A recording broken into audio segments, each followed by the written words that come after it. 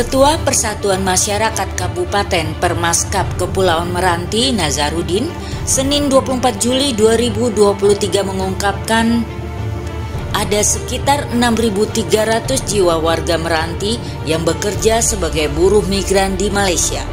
Namun keberangkatan buruh ke negeri jiran tersebut berlangsung secara semi-legal. Istilah buruh migran semi-legal merujuk pada keberangkatan para pekerja sebagai pelancong. Warga pergi ke Malaysia secara swadaya, bertemu keluarga mereka yang lebih dulu berada di Malaysia dengan tujuan mencari pekerjaan.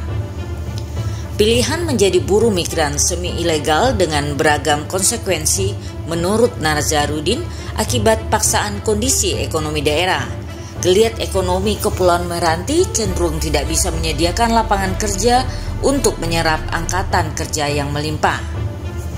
Menurutnya, ekonomi Kepulauan Meranti yang sedang tidak baik-baik saja tak mampu memberikan stimulus perbaikan ekonomi masyarakat. Di sisi lain, investasi di kabupaten ini belum bergairah sehingga lapangan kerja terbatas. Nazarudin menilai kontribusi para pekerja migran tersebut sangat besar terhadap denyut perekonomian Kepulauan Meranti. Meski para pekerja bersifat informal dan semi-legal, penghasilan mereka diperkirakan setara dengan 25% dari total APBD Kepulauan Meranti tahun 2023 yang setelah dikoreksi sebesar 1 triliun. Ia mengestimasi gaji sebanyak 6.300 pekerja di Malaysia yang rata-rata dapat membawa pulang sebesar 3 juta per bulan atau 25 hari kerja. Dengan upah tersebut maka setiap bulannya uang masuk ke Meranti mencapai 18,9 miliar rupiah. Perhitungan kotor dalam 1 tahun diperkirakan gaji mereka sebesar 226,8 miliar rupiah. Kontribusi devisa tersebut, kata Nazarudin, belum termasuk penerimaan negara bukan pajak atau PNBP yang dipungut oleh PT Pelindo dan keberangkatan pekerja ke Malaysia.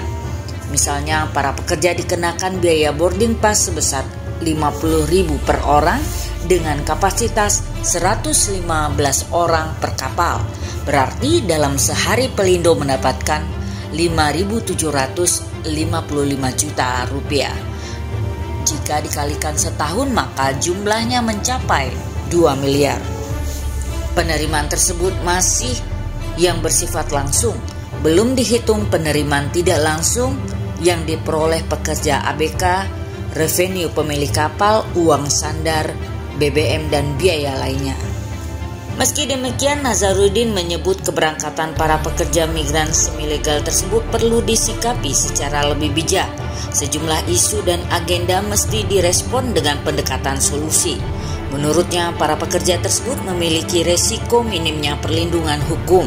Selain itu juga dibutuhkan adanya program peningkatan skill dan keterampilan sehingga daya saing dan daya tawar pekerja di Malaysia lebih tinggi melalui kegiatan pelatihan.